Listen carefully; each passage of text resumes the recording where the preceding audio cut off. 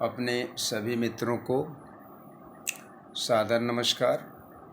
आज मैंने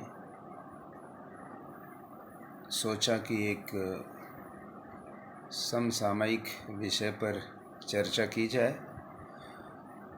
मन के अंदर कुछ बातें हैं, वो आपसे शेयर की जाए। बाघंबरी अखाड़े के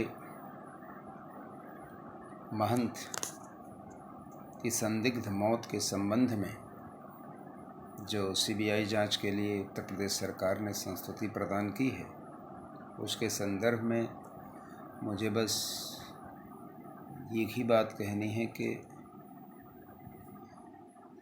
सीबीआई जांच सुशांत सिंह के केस में भी हुई थी। अब तक उसका कोई परिणाम सामने नज़र आया नहीं।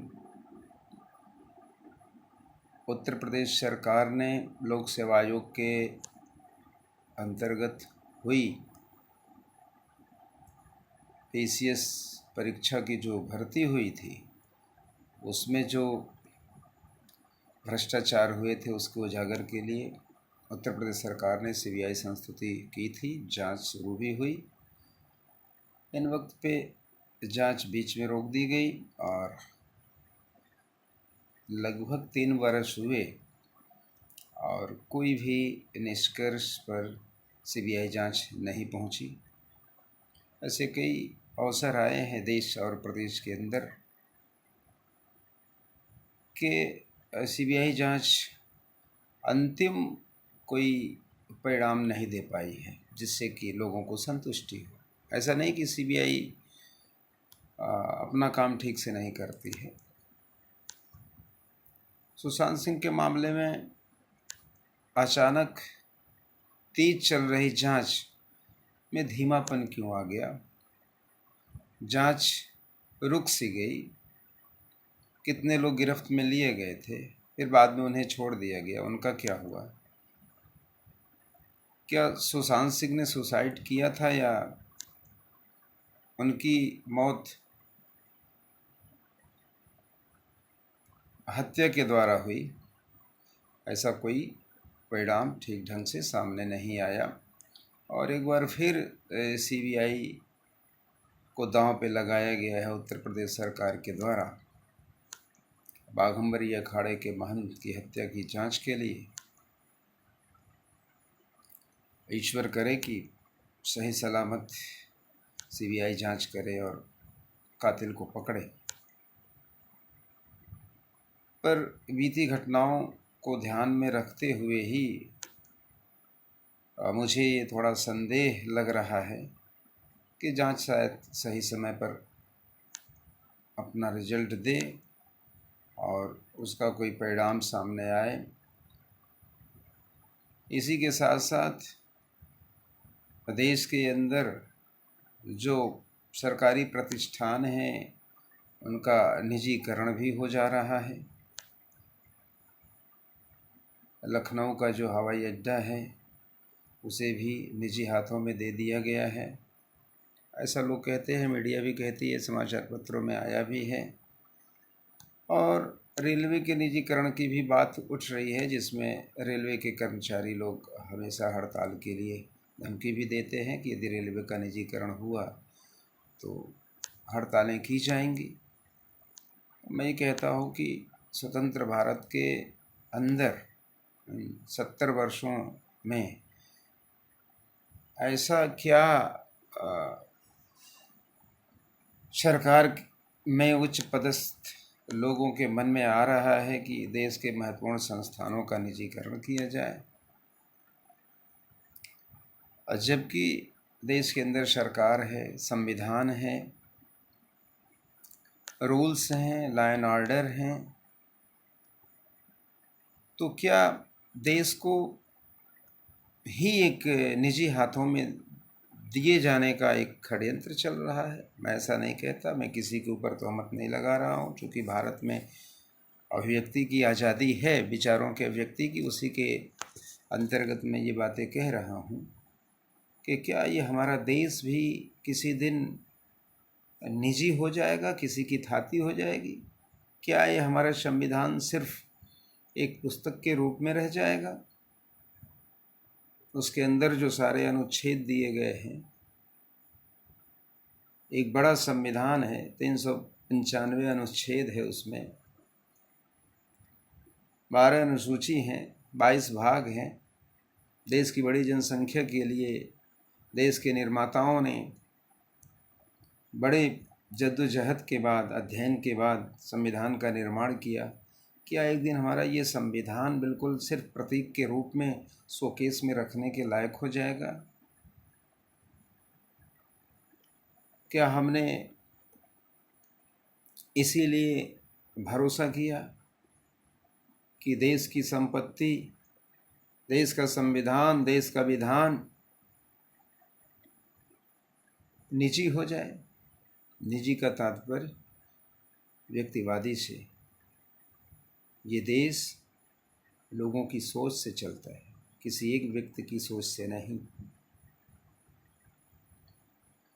माना कि बहुत सारे कार्य बहुत अच्छे हुए हैं, जिसमें से सड़कों का निर्माण है, बिजली की सुधरी हुई व्यवस्था है, कानून का शासन भी है। इसके साथ साथ एक जो नासूर था देश के ऊपर, एक जो कलंक था, जम्मू कश्मीर के अंदर अनुच्छेद 370, उसे भी हटाया गया। डोकलाम में चीन को भी पीछे किया गया। पर ये देश किस कृषि प्रधान देश है, किसानों मजदूरों का है। उनके पेट में जो आग जल रही है, उनके पेट में जो एक भूख लगी हुई है, रोजगार पाने की, शांतिपूर्ण तरीके से जीने की, किसानों की दुर्दशा आज तक बनी हुई है। उसी पर भारत दुर्दशा का निर्माण किया गया है कि हमारा देश ऐसे ही चलता रहेगा। मुट्ठी भर लोगों के हाथ में ये हमारा देश खिलौना बन के रहेगा। इतनी बड़ी जनसंख्या जो हर 5 वर्ष के बाद मतदान करती है, उसे क्या 5 वर्ष बीत जाने के बाद फिर वही उसके हाथ खाली रह जाएंगे? सिर्फ वह स्वप्न लोक में ही विचरण करता रहेगा। देश के नौनिहालों के लिए स्वास्थ्य और पोषण की जो समस्या बनी हुई है, क्या ये अनवरत जारी रहेगी? देश का भविष्य बच्चों के कंधों पर है। उनकी सुरक्षा, उनके स्वास्थ्य और उनकी शिक्षा के लिए क्या देश के अंदर कोई अस्थायी रूप से नीति काम कर रही है? देश के किसानों का आय किस तरह से बढ़ेगा? कैसे उनके चेहरे पे खुशहाली आएगी? कैसे उनके घरों में लोगों के चेहरों पे हंसी आएगी? क्या इसके प्रबंधन के बारे में देश के उच्च पदस्थ लोगों को नहीं सोचना चाहिए? देश को धर्म और संप्रदाय के आधार पर क्या लोगों के विचारों को बांट देना चाहिए? यही तो काम अंग्रेजों ने किया था, वोट डालो राज करो। और हम आज़ादी के इतने वर्षों के बाद भी उसी नीति पर चल रहे हैं। क्या हमारे देश में एक जैसी शिक्षा व्यवस्था सबके लिए नहीं हो सकती है? मैं मानता हूँ कि प्रधानमंत्री किसान सम्मान निधि 2000 रुपये और गरीबों के लिए राशन, ये सरकार की अच्छी नीति है, पर क्या यही अस्थायी समाधान है?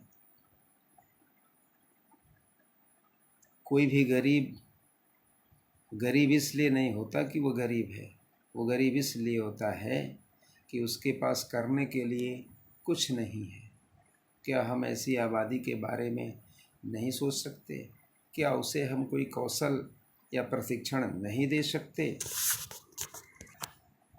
क्या हम विशेष प्रशिक्षण के द्वारा, कौशल के द्वारा हम उनके अंदर छिपी हुई योग्यता को बाहर नहीं ला सकते?